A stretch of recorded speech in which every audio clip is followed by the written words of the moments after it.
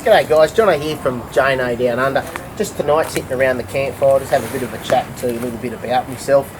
I guess how we come to be where we are today, I guess. Firstly, don't mind me, I've got my pyjama pants on with shirts. Anyway, I just had a shower because it's pretty hot and sticky here today, so the old PJ pants are just nice and comfortable. Anyway, I'll probably go back to, I won't take you all the way back to when I was born, that's just pretty boring, I can't remember any of that anyway, but we'll start from probably when we finished high school. I finished high school back in 1994, went to Wallsend High, so finished year 12, yeah, made my way through school like anyone. I don't know, school was a love-hate relationship, but we got our way through it. When we finished year 12, I went on to be an apprentice carpenter and joiner, so I took on an apprenticeship pretty well straight away with my father. So he took me through. So it was a carpentry joinery apprenticeship, so I'm a third generation builder. So my father and grandfather were both carpenters, builders. So I went through and did my apprenticeship. While I was doing my apprenticeship, I think I was hyperactive. I couldn't really sit still, so did multiple things throughout my time. So while I was doing being an apprentice, because I think it was $96 a week, I think at the time, the money wasn't grand.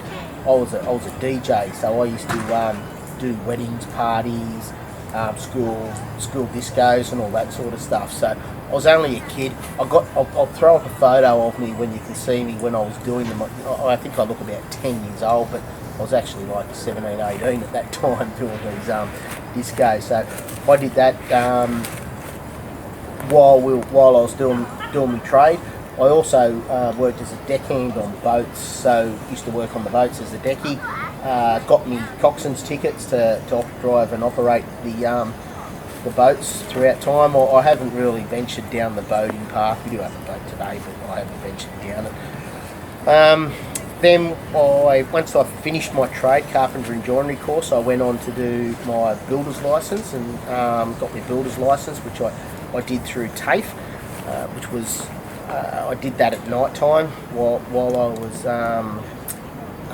was still working. So night time did my TAFE course and got my builder's licence. And then as life got on, I got a little bit older, it got too much, so we moved on from the discos. I stopped doing those and then concentrated on building. And then, of course, being me, I couldn't stand still, so we had started up a pool building business. So we had pool building, and I was a tradesman at the time, and I was just working as a carpenter and had a couple of guys work for us. And then I think it was in about 1998, I got my builder's licence and then started building houses for myself. It didn't take long. In the late 90s, there was a bit of a shortage going on. It didn't take long for me to work up the ranks, and I become supervisor and all that sort of stuff for other businesses, which I did for a short time working there. Then I was sort of, it was an interesting time actually, just around the 90s. I was late 90s, sorry. It was an interesting time. I was doing a school camp, and we're building the school camp, putting some demountables in. And the owner of the school camp comes up to me and he says, "Can anyone here drive a bus?" And I had a truck licence and my accreditation, because I thought, it'd be a cool thing to do one day. And I said, "Oh, why?" And I was a contractor. He says, "I need someone to drive me bus to pick these kids up for school camp." I'm thinking, "Oh, yeah, right, I'll go and do that." So off I did. I went and did that. And I didn't mind doing it. So what I actually started doing then was driving a bus as well. And then it was probably around, it was 1997, I started driving coaches. So I did Sydney to Cairns runs, Cairns, Darwin, Alice Springs. I don't know, I've pretty well been all over the country. I've never driven a bus to Perth though. But I think it was about, could it be hundreds of trips to Canberra with school kids. I've got no idea how many trips to Cairns. I think it was 60 or 70 or something trips to Cairns up and down the east coast. So I did that for a few years, and then the SARS, September 11th, and all those other things happened in the world, and travel then basically stopped. So went back into building, which I was quite good at, and moved up to Brisbane. There was a bit of a story behind that. because the HIH collapsed and it made it really hard to get insurance here in New South Wales. And basically the work had dried up with the global reasons, the economy. So we moved up to Brisbane, and then I worked for a commercial builder, worked on some high-profile jobs, which I did. So I did the King George Square redevelopment, the Brisbane City Hall redevelopment. Before restoration work can move into each new phase, engineers become explorers to match up what historical plans show with what is actually there. This means using existing inspection tunnels above and below the building. The process also allows the identification, removal and replacement of obsolete electrical and fire systems. So how do you move a high-tech but very heavy excavator across a heritage-listed delicate timber floor like the auditorium in City Hall? The answer lies with a solution devised, they say, to help build the pyramids. Have a look at this.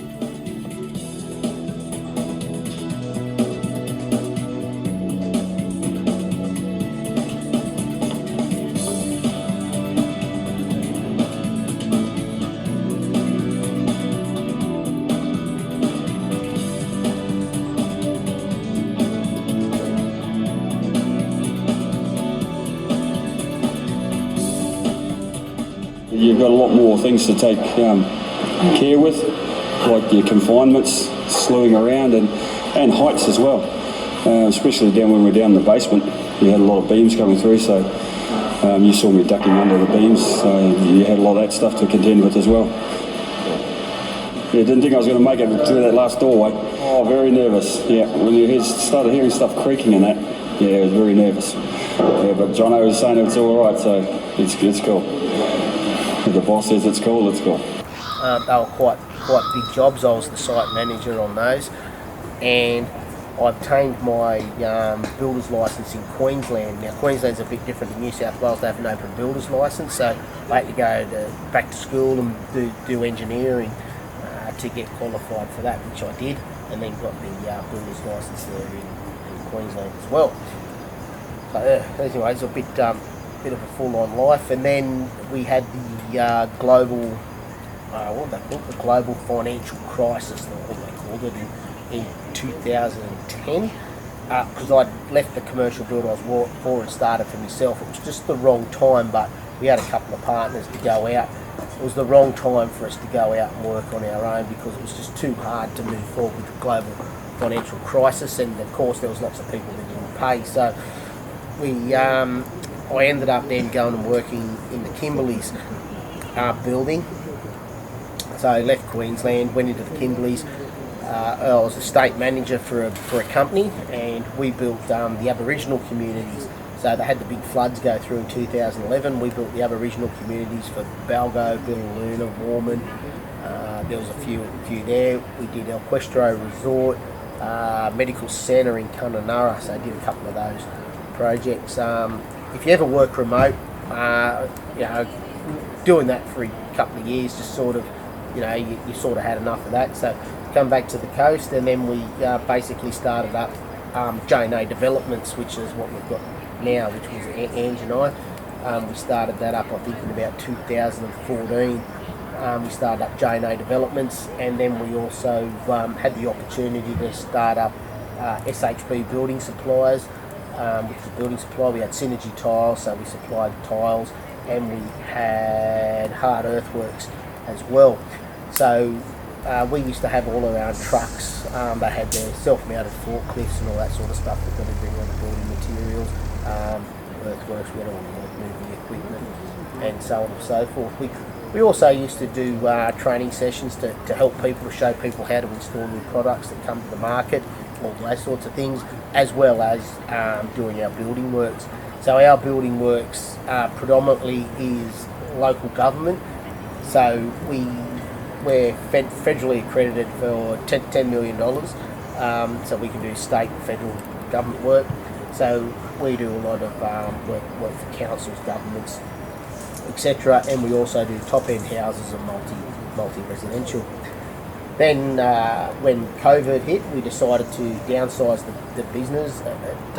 We were working very hard, and we had no life basically. So we downsized all the business, and we just kept the JNA developments. We dropped all the government work, and all we do now is just basically one-off projects. So we just do designer homes effectively, is what we do now, and we're just coasting along. We've got a couple of years worth of work in front of us now, and that'll see us through to when we eventually set sail on our travels. So I guess that when COVID was going on, that's when we started looking at building the truck, which is what we did. We got All-Terrain Warriors involved, got the truck designed, and got the truck built. So the truck's now finished, and now the next stage of our travels is getting the caravan done and built, so we can move forward getting the caravan built. And we've also got a house we've got to build as well. So we've got a house and a shed we're going to do, which is going to be our base that we come back to. So once we get all that stuff finished, we'll be setting sail, and we'll be off sailing into the sunset, so to speak. So anyway, fingers crossed to see how all that pans out in the end. Anyway, so that's basically my life in a bit of a nutshell. To give you an idea, we fitted the truck out ourselves. All-Terrain Warriors did the build. All the electrical work and all the fit out was carried out basically in the driveway at home, because we don't have a shed anymore. We're working on getting another shed, so that was done in the driveway, which is another business that we actually got hold of. We started up just recently, which is motor vehicle repairs. So not only we do that's mainly aimed at doing caravan repairs and 12-volt work, as well as motorhomes, all that sort of stuff. I'm not interested in fixing cars. It's just mainly doing the caravans and that sort of stuff. So for when we do travel, we're sort of going to be looking at, just picking up work, doing repairs along the way. We're doing some minor installs for people while we're on the road, as well as building work, because we've got our builder's license there as well. And you can also do some park management and stuff as well, because without management skills, we feel that'll be something to be good at. And Ange's got her real estate license there, where we can pursue down that path if we need to. Anyway, so that's basically who I am and what we've been up to. So they're basically a builder that just loves doing anything electrical and just playing and tinkering is pretty well all I've done with my entire life. So I think travelling, I don't think I'll get bored. I think there'll always be something to play and tinker with along the way. Anyone sees us along the way that needs a hand with anything, hollow out. I'm sure we'll be able to help if we can. If not, I'm sure we'll be able to share information and knowledge just to make each other stronger, because I don't mind sharing any information or knowledge with people, because I think it's a great idea to network, and it also helps more people get out there and travel and be able to have the skills and ability to do it. Because for those of you that are thinking about doing it like us, it's a pretty big scary thing to say, hey, I'm about to sell everything I own to go travel Australia. Like you think, well, is that really the right thing to do? Well, I guess everybody's different, but for us, yeah, it certainly is. I think it's a way of life moving forward. Anyway, that's pretty well where we're at. That's my life in a real quick summary. Any questions or anything anyone would like to know, just shoot us a message or whatever it needs to be, and I'm happy to answer the questions. Anyway, I hope you keep tuned for all our videos moving forward, and until next time, it's Jonno and Ange from JNA Downunder. Thank you.